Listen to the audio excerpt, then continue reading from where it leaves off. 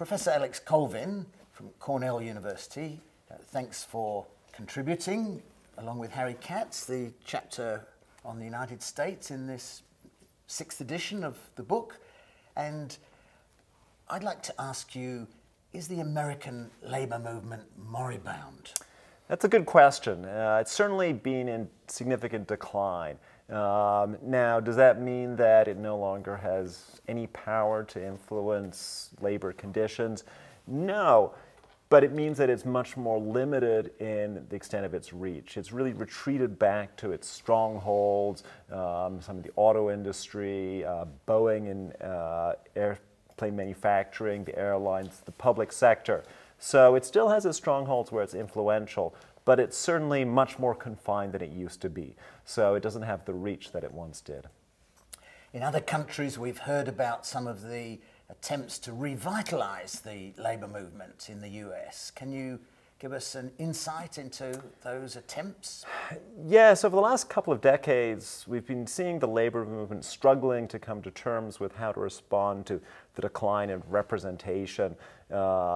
And there's been these efforts to innovate in organizing, to change the structure of the labor movement. The formation of the Change to Win Union Federation was a big example of that. I think there was hope for that. Earlier editions of the book, the chapter on the US, we talked about in a more hopeful vein that these might be a way in which labor organizing would revitalize, the movement would grow again.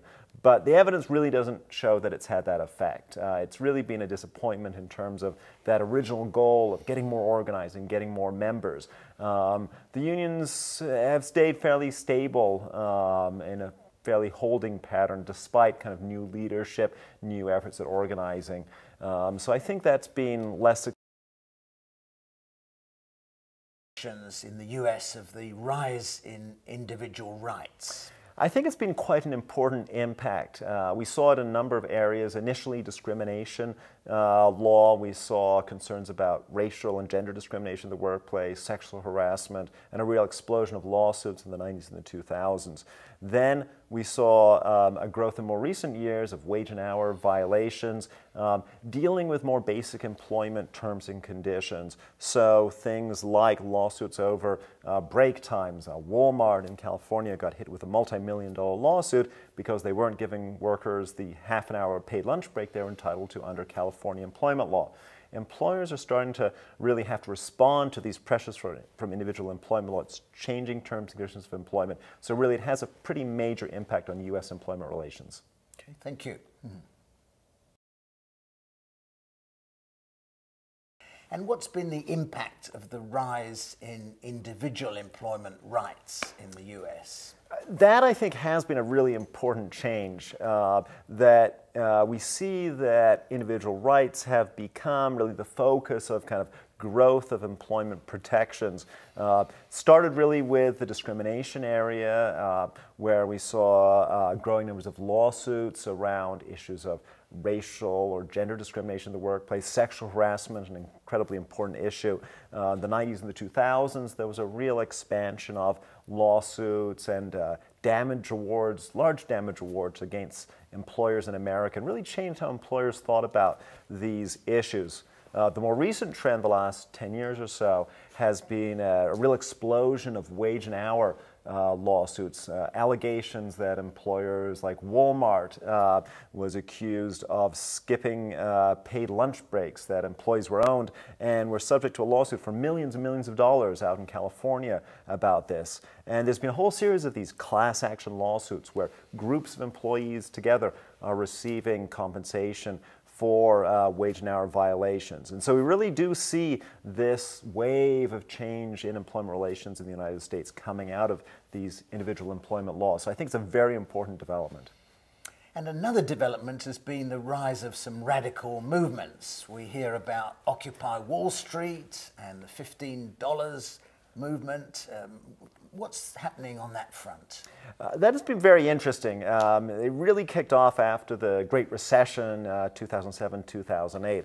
Occupy Wall Street got the initial attention, very savvy efforts at getting media attention. in one sense, it was a bit of a failure as a movement. The kind of protesters and encampments in Wall Street and other locations, those faded away without having a direct impact there. But as a public relations move to draw attention to these issues is much more successful. We really saw the drawing of attention to the 99% versus the 1% really getting into the consciousness of the general population. And so in that sense, in consciousness raising, the Occupy movement, I think, did have a very important impact. And we see the impact of that then becoming translated into real policy changes with the Fight for 15 movement. It started as a protest movement focused on fast food restaurant wages, trying to get $15 an hour for them, but has sped, I think, farther than most of us really expected. It started really in Seattle. SEIU, the Service Employees International Union, their local there, really pushed forward the $15 an hour minimum wage campaign in that city, successfully got it on the ballot and brought it into effect in Seattle. But then that movement's really accelerated. We've seen California now go to a $15 an hour minimum wage law. It'll be phased in, so a couple more years before we see the full effect. But that's certainly a big shift. And California's a big state, well over 30 million people, bigger than Canada, for example, in population. New York State has gone the same way now, $15 an hour being phased in. Again, New York State's a big economy, probably about the same size as Australia as an economy. So these are really big states making big changes in employment standards. So we really are now seeing a start of a shift that I think was driven by that Occupy movement and now spreading more broadly into the public policy consciousness. So when we compare the different countries in the book, is the United States a precursor of what's going to happen elsewhere, or is it a trailer, or is it an outlier? How do we characterize America? I think it's a bit of a mixed bag. So in some areas it has been a trailer, things like family leave. Other countries moved ahead of the United States, and the U.S. is following along, but much more slowly. It's also a bit of an outlier in some areas.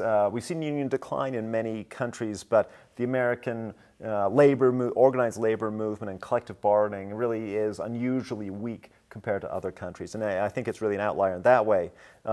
On the individual employment rights side, though, I think there is a bit of combination of being a little bit of an outlier with our intense American litigation and the big damages and the jury awards. But I also think there's an aspect of precursor. The way we see now these heightened individual employment rights, the high minimum wage, other kinds of protections. And interestingly, unions playing a role in driving some of those employment law changes. And I think that might be something to watch for in other countries that might end up being a precursor to what we'll see in some other countries that have also experienced some union decline. Well, thank you very much, Alex. Thank you, Greg.